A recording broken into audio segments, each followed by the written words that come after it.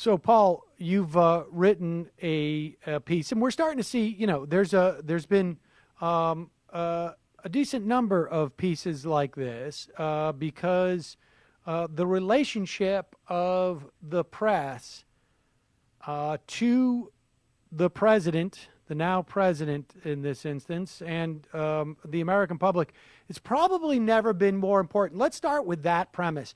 Why is it so important that the press gets this right? Well, because I think that, this has been obviously an extraordinary election where we have a candidate who really kind of broke all the rules, and oftentimes in ways that showed that that everything that we thought was true wasn't true. If you think about it from Trump's perspective for a moment, he probably thinks, and quite rightly to a great degree, that he can get away with anything, and that everything that people thought was true just doesn't apply to him. That not only things like the mechanics of campaigning, that you don't have to have a real ground operation, for instance, you don't have to have a complex campaign structure. People said, oh, that would really be a problem for him, and it turned out it wasn't. It turned out it wasn't he could just blow into town, have a big rally, and that would be enough. And it turned out that you could be abusive to the news media and they wouldn't really punish you for it. It turned out that he didn't really need to air a lot of campaign ads. It turned out that you could lie just promiscuously dozens of times every day, and even if the press pointed it out, it wouldn't really make that much of a difference. So all of these things that we thought were true turned out not to be true. And I think that, the news media was really shocked. And that's, I think, one of the best explanations that I've seen for the disparate treatment that Trump and Clinton got. The way that Clinton was hammered in a much more damaging way by the news media than Trump was.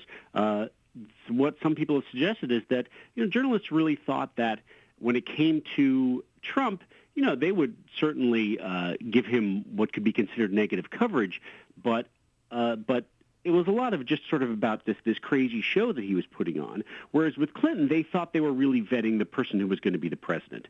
And so they were much more serious about the criticisms that they made of her and the way that they kind of hammered again and again and again on the emails, because they assumed, as everyone did, and I'll admit I did too, that in the end she was going to win.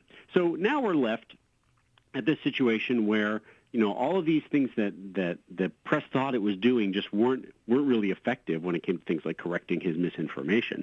And so now we're confronted with an administration that is probably going to continue to upend the norms that governed how Washington operated, and they may have to find new ways of doing things in order to make sure that they are informing the public and not being distracted by the kind of insanity of the show that the Trump administration will no doubt be, in the same way that the Trump campaign was.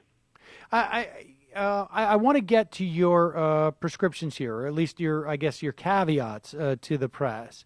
But to what extent, though, was that dynamic also a function of the failure in the general election of Clinton making it about something other than Donald Trump as a freak and whatnot? And I would say even the Republican primary people, although part of the reason why they had trouble to make it something different is because fundamentally there wasn't a huge amount of daylight on issues between them and Trump, at least none that they wanted to talk about. And so how much of it is a function of incumbent upon the Democrats now to set the parameters in some way in the way that Trump is critiqued? Yeah, I think it's a good point. In retrospect, we can see what the weaknesses in Clinton's strategy were. And one of the things that she didn't do was to use what has always been the most effective argument for Democrats, which is that the Republican Party is a party that is on the side of the rich and is doing things that will help rich people. Right. Clinton campaign made a calculation that they would be able to pull over moderate Republicans if instead of that they argued basically that, like, this guy is crazy and that he's unfit and he shouldn't be let anywhere near the nuclear codes and all of those things. So they made a calculation that was going to be more effective. There was more to be gained by trying to pull over those moderate Republicans than there was in making that kind of traditional Democratic argument. It turned out in the end that didn't work. That Republicans stayed with their candidate. At the time, it seemed like a perfectly reasonable strategy. It also seemed reasonable when, for long stretches, the Clinton campaign basically decided that they were going to let Donald Trump dominate the news on the theory that he was only going to hurt himself when he was on the front pages every day saying the latest outrageous thing. At the time, that seemed pretty smart because he looked so crazy and his approval ratings were so low. But in the end, we can look back and say that was probably a mistake, that they could have been making that argument. And in the end, she said a bunch of different things about him, and he had one very coherent argument to make. This idea of making America great again. You may disagree with it, but it was simple, easy to understand. It told a story about what was wrong with the country and where he wanted to take it.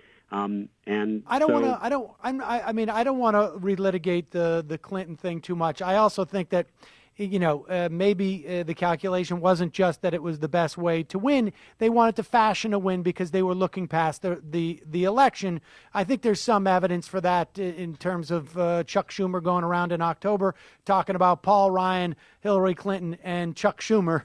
Spoke about himself in the third person, are going to make a big, more or less a grand bargain on tax repatriation and corporate tax and whatnot. But let's leave that aside for a moment. What does it tell us that Democrats need to do? If it was the case that for whatever reason Hillary Clinton followed an incorrect strategy in trying to defeat Donald Trump, what is that message sent to Democrats today? Do they still? How much of that has to be, they also have to be involved. And I want to get to what you've suggested because I think it's very important. But I wonder how much do Democrats have to set the parameters around politics? And maybe in some instances, Bernie Sanders going around saying, I would love it if Donald Trump kept his promise and we all get health insurance and deductibles are basically gone. That would be great. In terms of ultimately defeating Donald Trump and the Republicans and having them at war with each other, which would certainly help. How much do Democrats have a responsibility to set the tenor, at least of the coverage, to help the press who can't seem to help themselves? Yeah, well, the analogy with what the administration is going to be doing in governing is that instead of continuing to argue that Donald Trump is a nut or he's unbalanced or he's going to, do crazy things, the argument that they can make is here's what the effect is on your life of the things that they are now doing. And so it's a much more kind of practical set of arguments. So instead of, this is Donald Trump's latest crazy tweet, Democrats might do a lot better. And we're seeing that right now to argue that they're about to take health coverage away from 20 million people. Right.